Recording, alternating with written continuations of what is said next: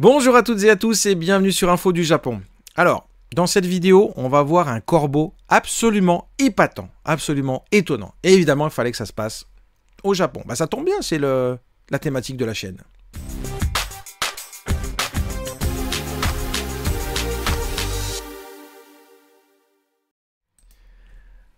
Déjà, il fallait que je vous précise, si jamais vous voulez retrouver cette vidéo sans mes traductions, sans mes commentaires, parce que je sais qu'il y en a qui me disent arrête de couper tout le temps. Bah ouais, mais c'est le principe de la chaîne. Mais si vous voulez justement que je ne coupe plus, eh bien, vous allez voir dans la description, vous avez la vidéo en description. Et avant de commencer, il faut que je vous donne deux anecdotes assez marrantes. D'accord? C'est des anecdotes personnelles.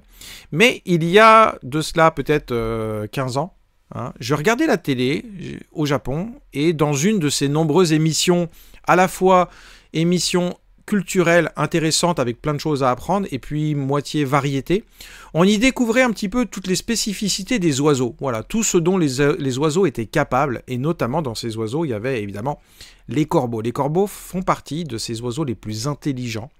Et donc dans cette émission, ils faisaient passer des tests de QI, j'ai envie de dire, à des corbeaux. Et il parvenait à résoudre un certain nombre d'énigmes, de trucs assez incroyables. Et j'ai été absolument subjugué.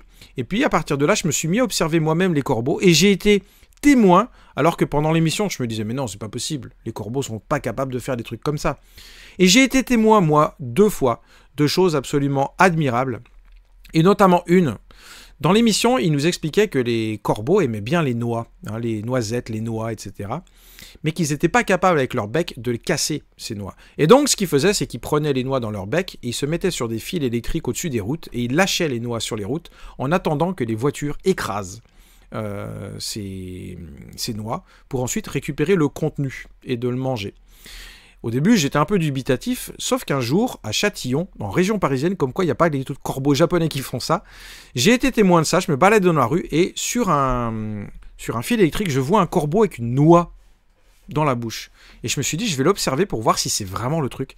Et donc, je l'ai vu lâcher la noix, elle s'est pas cassée, et elle est tombée en plein au milieu. Donc, il y a 1 ou 2 voitures qui sont passées, qui n'ont pas du tout écrasé la noix. Donc, le corbeau est redescendu, il est reparti chercher sa noix, il est remonté sur le fil, il s'est décalé, il a lâché, et c'était plus près du trottoir, donc plus à un endroit où il était possiblement atteignable par des roues. Et après quelques voitures, la noix a été écrasée par la voiture, et le corbeau est descendu, et il a picoré le contenu de la noix. Donc j'étais évidemment surpris. C'était une surprise parce que je me disais, mais c'est réel, voilà comment procèdent les trucs. Mais la deuxième anecdote, elle est pire, elle est complètement dingue. Dans ce documentaire, ils expliquaient que les corbeaux étaient de véritables farceurs et qu'ils étaient capables de faire des blagues. Enfin, des blagues, ça fait rire que les corbeaux. Ça, c'est une chanson de la compagnie créole, non? Ça fait chanter les... Bon, bref. Alors, ce qui s'est passé, c'était avant, c'était en 2001, 2002, 2003, enfin peu importe, c'est quand j'étais donc à Niigata. Je me promenais avec ma copine, qui est devenue ma femme depuis, et on se baladait à vélo, près du port de Niigata, on se baladait, c'était un samedi, et loin, après avoir vu l'émission, c'est quelques semaines après avoir vu cette émission qui m'a vraiment marqué, je vois donc sur des fils électriques une nuée de corbeaux qui attendent, etc. Et en me rapprochant, je me rends compte aussi qu'il y a pas mal de merde de corbeaux qui sont un peu étalés sur le sol, sur le trottoir, sur la route. Et là, je dis à ma femme, stop, enfin, c'est elle qui deviendrait ma femme, stop, je serais toi, j'irai pas. Et elle me dit pourquoi, donc on s'arrête. Et je lui dis, si tu veux mon avis, ils vont nous faire un sale tour. Et alors je lui explique, et elle me dit, mais non, j'y crois pas à ton truc. Et je lui fais, bah vas-y, alors passe. Et moi, je suis resté un petit peu de loin, en retrait, pour la voir passer. Donc elle était sur son trottoir, et elle reprend son vélo, elle avance. Et je vous jure, au moment où elle passe sous les corbeaux se sont mis à lui chier dessus. Mais c'était une pluie. Et donc, ils ont fait exprès, c'est obligé, ils ont fait exprès, ils attendaient qu'il y ait des voitures ou qu'il y ait des passants pour se lâcher littéralement. Et ma femme s'en est pris 3 ou 4 dessus, donc il y a eu des touchés coulés. Elle était dégoûtée, moi j'étais mort de rire. Mais je vous jure que c'est vrai. Donc voilà, les corbeaux, c'est des rigolos, et ils se foutent bien de notre gueule. Mais bref, cette introduction est beaucoup trop longue, ça fait déjà 5 minutes, on n'a même pas encore commencé la vidéo. Mais voilà, il fallait que je vous partage, parce que les corbeaux sont vraiment des animaux incroyables. Ils peuvent être méchants aussi, faut faire gaffe.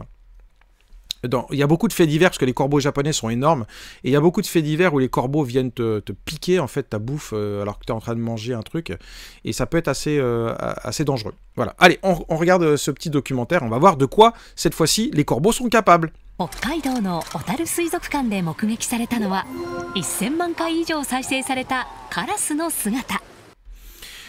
Une vidéo a fait le buzz, elle a fait plus de 10 millions de vues et elle a filmé donc un corbeau à l'aquarium de Hotaru dans le département, dans la région de Hokkaido.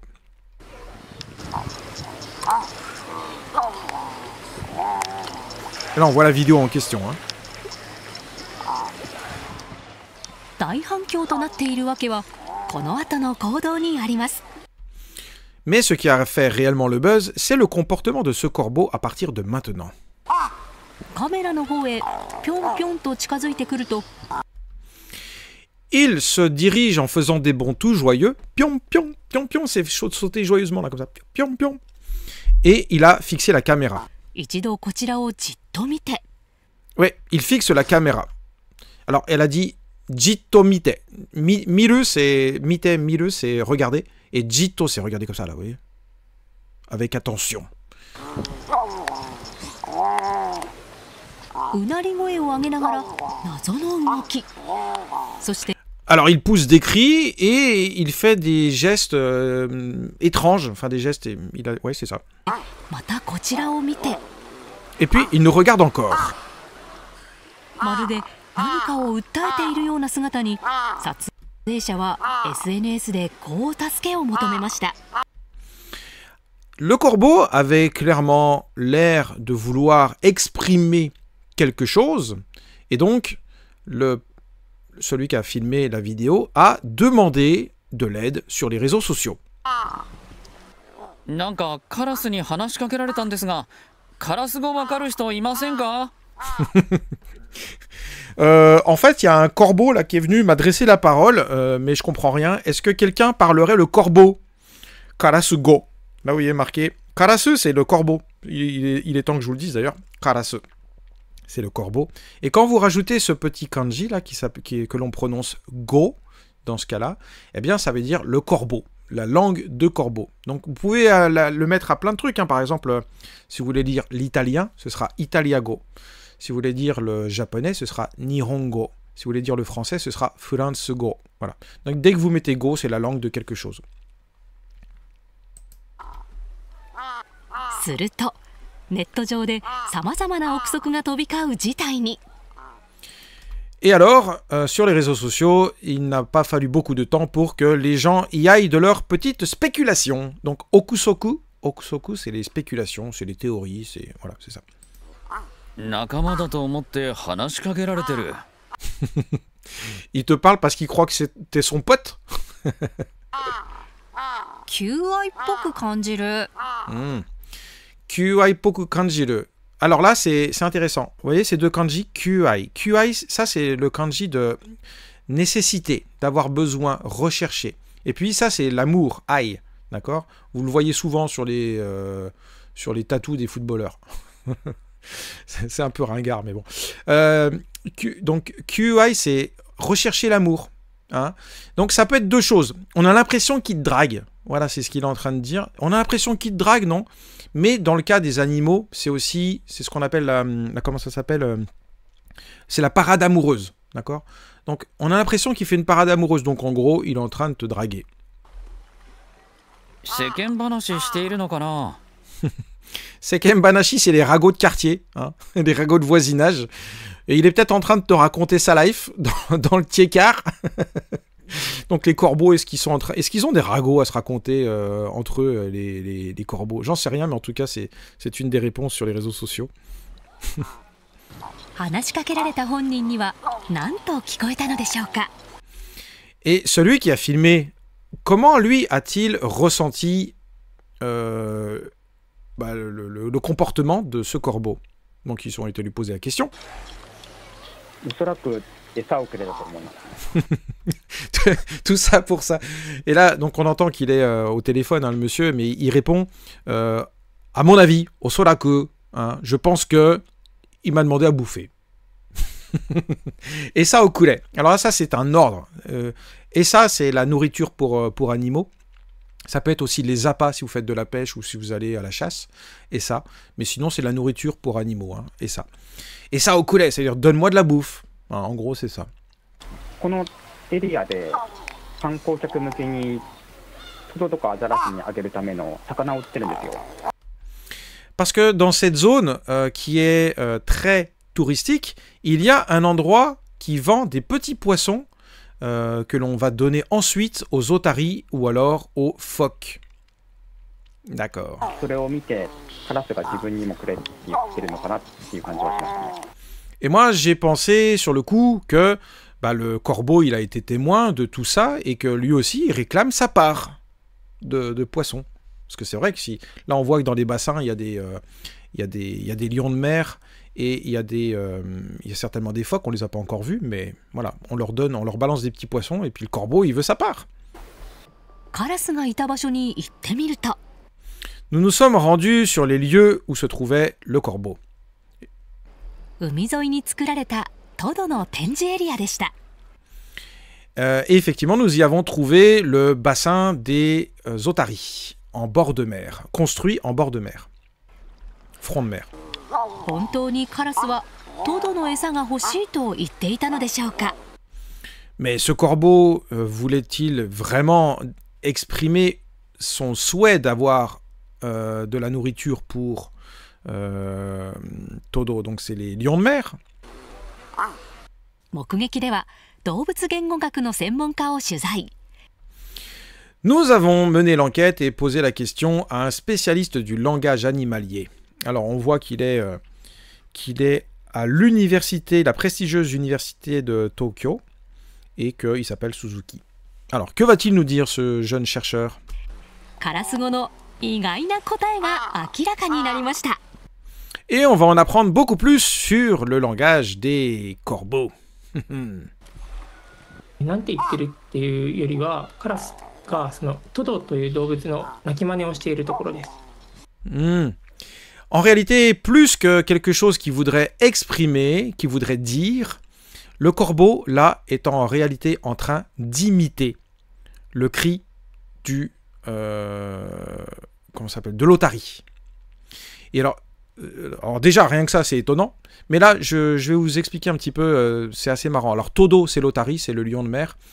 Et là, il y a marqué Naki. Naki, c'est Naku. Le verbe, ça c'est à l'infinitif, Naku. Ça peut être pleurer, d'accord? Mais quand vous l'utilisez avec ce kanji, eh bien, là, vous voyez, il y a deux parties. Là, il y a la bouche et là, il y a l'oiseau.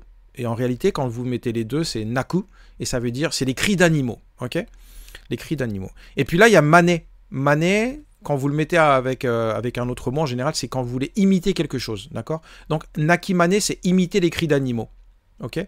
Et donc, là, vous avez la formule totale, c'est todo no nakimane, eh bien, c'est imiter les cris de l'otarie, ok? なんと話しかけていたのではなく、トドの鳴き真似をしていたのです。 Incroyable. Il n'était donc pas en train de nous parler réellement, mais plutôt d'imiter les otaries. 実際の鳴き声と比べてみると、 Nous avons tenté de comparer les deux cris. Ouais, c'est ça, de comparer les deux cris. Alors ça, c'est les otaries.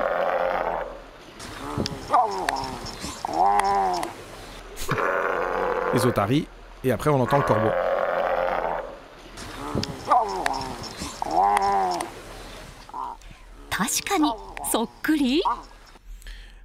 Et effectivement, c'est très très proche. Alors, c'est ça qui est bien avec le japonais, c'est que contrairement à chez nous, vous n'êtes pas obligé de faire des phrases complètes pour avoir une phrase, tout simplement. Donc des fois, vous avez juste besoin d'un mot, mais ça, je vous le répète souvent dans cette émission, et c'est pour ça que le japonais en tant que tel, à parler, c'est pas forcément la langue la plus compliquée au monde. Mais là, par exemple, c'est sokkuri. Sokkuri, ça veut dire identique, très ressemblant. Donc avec les points d'interrogation, évidemment, qui s'impose. Mais voilà. Effectivement, c'est assez ressemblant, c'est assez impressionnant de voir ce... Parce que vous connaissez tous le croissement du corbeau, hein, j'imagine, mais ça fait pas du tout ce bruit-là. Donc, effectivement, quand on sait qu'il est juste au-dessus du bassin des otaries, on se dit qu'il est très bon imitateur. Alors, cela dit, si je puis me permettre, Laurent Gérard, quand il fait des imitations, c'est pour quoi faire? C'est pour bouffer. Donc, vous n'allez pas me dire que ce corbeau, dont l'ikigai, c'est quand même de bouffer matin, midi et soir ou tout le temps qu'il peut, il fait ça pour le plaisir ou pour une piécette. Non, non, lui aussi, il fait ça pour bouffer. Alors, est-ce qu'il a eu son poisson après l'imitation? Je crois pas. S'il y a un syndicat des corbeaux, qu'il se manifeste, parce que là, il y a eu un abus. Il y a eu un spectacle gratos, et les intermittents du spectacle ont droit aussi de manger. 専門家によるとカラスは撮影者に鳴き真似を披露して遊んでいたのではないかということです。Bon, il vient pas contredire ce que j'étais en train d'exprimer là, mais si l'on en croit le spécialiste donc du langage animalier, ce corbeau n'était pas en train de nous parler, mais plutôt de s'amuser et de nous montrer qu'il était capable d'imiter. Voilà. C'est pas magnifique ça, sérieux? Bon, eh ben écoutez, je sais pas, qu'est-ce que je pourrais vous dire de plus? Est-ce que vous avez, vous, des anecdotes marrantes avec les corbeaux? Je ne sais pas, ça peut être intéressant, si jamais il y en a. Sinon, bah écoutez, on va terminer avec le mot du jour. Voilà, Nakigoe. Alors, Nakigoe, vous l'avez compris, hein, c'est là, littéralement, les cris d'animaux. Koe, c'est la voix. Et Nakigoe, c'est les cris d'animaux. Et c'est là que c'est pour une fois, j'ai envie de dire. Vous savez, d'habitude, je vous le dis souvent, mais en japonais, ils ont parfois 10 versions différentes pour un même mot qu'on a en français. Donc, ils font la distinction parfois du même mot qu'on a en français, ils le font varier. Et bien là, pour une fois, c'est plutôt en français qu'on a plus de variété. Parce que au Japon, on va dire qu'il y a en gros 2 mots pour signifier les bruits d'animaux. Hein? Il y a naku, qu'on a déjà vu. Et ça s'utilise pour 90% des animaux. Hein. Alors il y a toujours un gars qui va me dire non, non, pour les ceci, pour les cela, ils disent comme si. Non, 90% des gens, des japonais vont dire naku pour parler des cris d'animaux. Et le deuxième qu'on entend souvent, c'est hoeru. Hoeru, bah, c'est pour les chiens, d'accord? Donc voilà, en gros, ils utilisent 2 mots, alors que nous, on a croisser, aboyer, miauler, pépier, bêler, meugler, grogner, rugir. On en a des dizaines. Chaque animal a son verbe pour parler. Alors qu'en Japon, bon bah voilà, au moins c'est facile, c'est simple, pour une fois. Et ben c'est naku. Voilà. Et ben vous le saurez. Je suis pas sûr que ça vous serve à grand chose, hein, Nakigoe. Et voilà. Allez, je vous souhaite à tous et à tous une bonne fin de journée. Et puis bah, j'espère que ça vous a plu. N'hésitez pas à laisser un petit pouce, à partager et puis à laisser un commentaire. Vous savez, je lis tout. Hein. Allez, soyez sympa, laissez un commentaire. Allez, ciao. À plus.